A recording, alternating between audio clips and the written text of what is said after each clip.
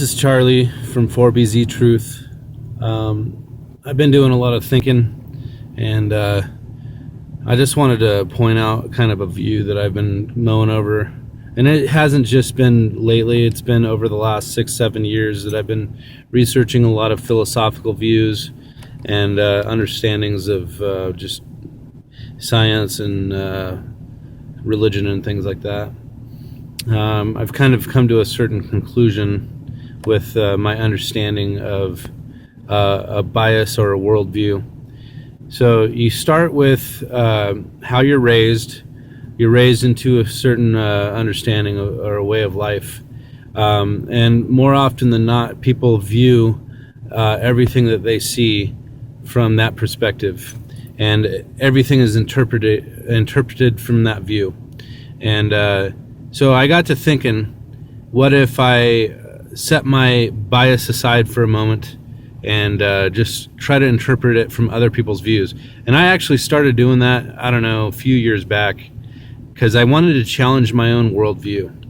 I feel that it's important that anybody that thinks they know anything should challenge their own worldview and not do it from their own bias, but do it from someone else's bias. So if you can try to understand somebody else's approach to something. So say, for instance, you have information that is interpreted two different ways from two different perspectives. You got to ask yourself why somebody can actually find something completely different out of evidence that you find to be completely obvious to support your view or something like that. So I started thinking, my bias or my worldview stems from a Christian background, and I like to think that God is in control of a lot of things. But then again, I sometimes wonder if God is just kind of letting everything go. But then I get to talking with people that are completely from an atheistic perspective, and they don't want to ever view anything from the possibility of there being a God. It defeats their whole worldview if they even entertain that.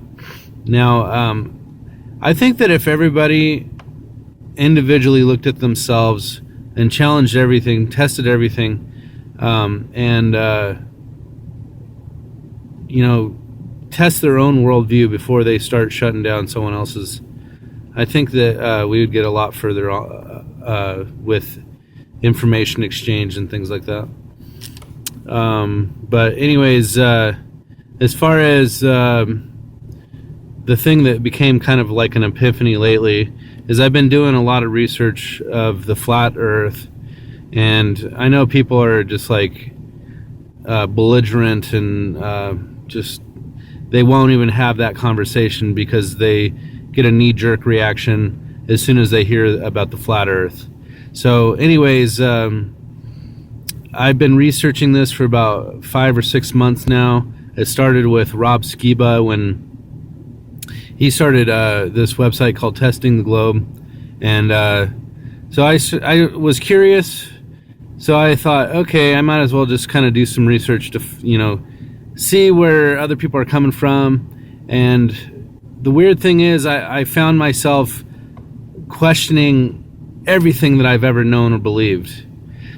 And I question my own bias. Now, the thing about that is you can look at something that completely is opposed to your worldview, but if you are viewing it from your own bias, it could be completely skewed.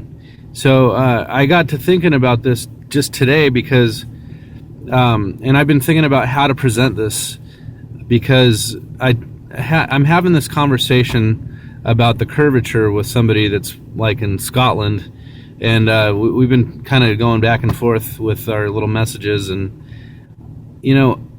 I find that it's difficult to even dialogue with somebody when they've already presupposed how things work. Now, granted, I've presupposed a lot of things too, but I try to look at things as fair as I possibly can. And anyways, So going back to the curvature, this video that I was watching was basically showing that there was a little bit of curvature over the distance of about like 5 miles over this land, or over this water, and it was looking at a bridge. So anyways, you could see that there might have been a little bit of fluctuation, or you could see, and then he ended up stepping up on this hill where he can actually see the base of the bridge easier, which I guess in some ways, when it comes to the laws of perspective and things like that, convergence, I can see how that would change if you go up on a hill. But he started getting into this math equation of how the curvature equation was actually misrepresented by the flat earthers and things like that. And that's the thing that has gotten me the most, is I felt like none of the curvature things that I've ever seen have been consistent with the math equation that I've seen regarding the 8 inches, and then after a mile, and then the second mile is like 8 inches squared or something like that. Anyways, so it's difficult for me to feel like, with this whole pursuit of the flat earth over the last 3 or 6 months or so, I've kind of found myself getting more biased toward the flat earth view, and I don't want to take that perspective, because I'm afraid that I'm gonna just almost start defending the flat earth. And that's because I always looked at everything like it's conspiratorial. You have governments that are corrupt, and just people that are power hungry and greedy and everything. And it's like, you just assume that, yeah, it's perfectly possible to, have this corruption in this world. And yes, if there is in fact a devil, or, Satan, that's trying to corrupt everybody, steal, kill, and destroy, you like to entertain that thought process. So it's like, okay, so going back to, I feel like I might have been becoming more in defense of the flat earth. And, am I really defending it? Because I feel like, there's a lot of evidence out there to, at the very least, disprove the globe concept. If you haven't, seen the pictures and then the different stuff out there, like with the globe, NASA has put out some, stuff that, oh my gosh, you could tell that there's anomalies within that, those images and things like that, like the composite images and, the Apollo picture, and then Matt Boylan, who basically claims to have been an artist to make realistic art of planets and things like that. It's a possibility that they have no evidence of the globe, but when you see over the distance of like 50 miles over Lake Michigan to see the Chicago skyline, it's like, yeah, it looks like there might be a little bit cut off at the bottom of the skyline, but according to the math figure, the skyline shouldn't even be there. And I guess it's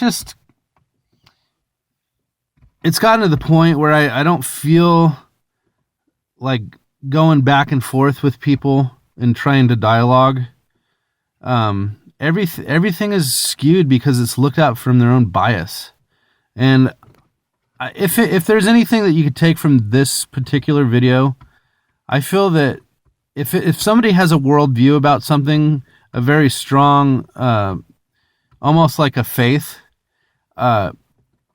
but they still feel like they do have evidence, I think it's important that they analyze their own understanding or their own perspective on how that might skew the whole understanding of things. I have a neighbor that's very analytical and very He likes to get into the deep issues in this world. And I have talks with him about the flat earth, and I have talks with him about, the corruption in the government and Freemasons, Illuminati, things like that. And he thinks that the church is corrupt to the point where they were the ones that created all this conspiracy, like the Jesuits and things like that. So I guess when all the evidence is sitting on the table, it doesn't come down to what the evidence is. It comes down to how you view the evidence. I mean, early on when I started my investigations of things, I've determined that I feel that it's completely possible to have a young Earth, like 6,000 years old, and dinosaurs lived with man, and dinosaurs were known as dragons before. And the reason I think that isn't just because I believe it. It's because I saw what the ancient historians were saying, like Homer and Strabo and all those guys. I mean, my brother wrote a book called From Noah to Hercules, and it's basically talking about these ancient historians trying to figure out what the Greeks were saying about their supposed myths. And they said that it wasn't that they were myths, it was that they were embellished stories. And so basically they were trying to make things sound interesting, and but they kind of amplified the stories a little bit. But then you go into like the Book of Giants and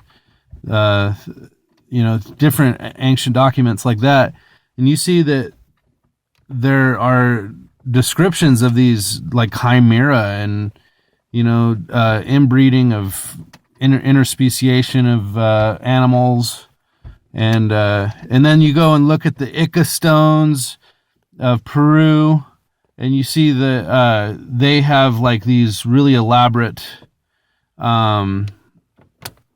etchings on the stones that are basically depicting like surgeries, and some of them I think it showed like an animal being put together with a human or something like that. But I don't see how that's even possible in this day and age, or maybe it is, I don't know. But the whole thing with like centaurs and minotaurs and things like that, it's like, I don't know, it seems pretty out there. And giants are like the Nephilim. Bible talks about that in Genesis 6, where the Nephilim were the offspring of angels. And what are angels? People's worldview might say they're not really like these messengers of God, aren't necessarily, maybe they're aliens, or maybe they're interdimensional beings. So, but I think that with all my research of the flat earth, I feel like there's a lot of new perspectives on what space is and what aliens are and things like that, because I've always pretty much believed that aliens were interdimensional beings.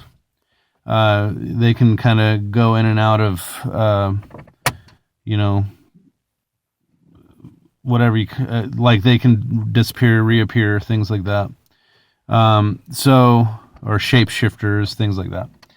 So anyways, I guess what it comes down to now at this point is you have a bias.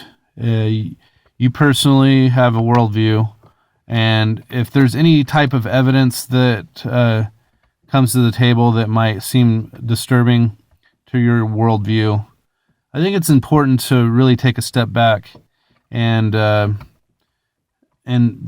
assume that there's a chance that that information is not being looked at correctly based on your worldview.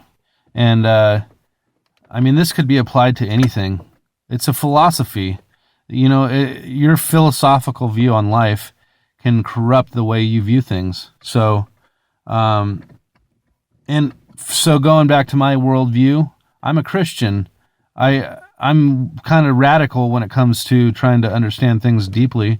And, the church that I go to, a lot of people are just like turned off by the crap that I get into. They don't really care. They would rather just go in, and look at the simple things like the milk versus the meat. I like the meat because and then people could argue that it's not really talking about the vain philosophies. It's talking about the deep things of the Spirit and the Holy Spirit and things like that. So anyways, I get that. And, but I still think that coming to the knowledge of the truth is the main thing in life. So whatever that truth is, instead of buying into a lie, you got to figure out what the truth is, and you got to continue to seek. Seek ye first the kingdom of God and his righteousness, and everything else will be added to you. So it may not seem like I'm seeking God's kingdom when I'm looking into the flat earth, but believe it or not, there's a lot of freaking crap in the Bible that talks about that. So, the earth is on pillars and it's whatever. I mean, it's just interesting to me. I mean, this is just freaking scratching the surface. So I'm going to try to make more videos so that I can get people thinking. So thanks for listening and have a wonderful day. All right, bye.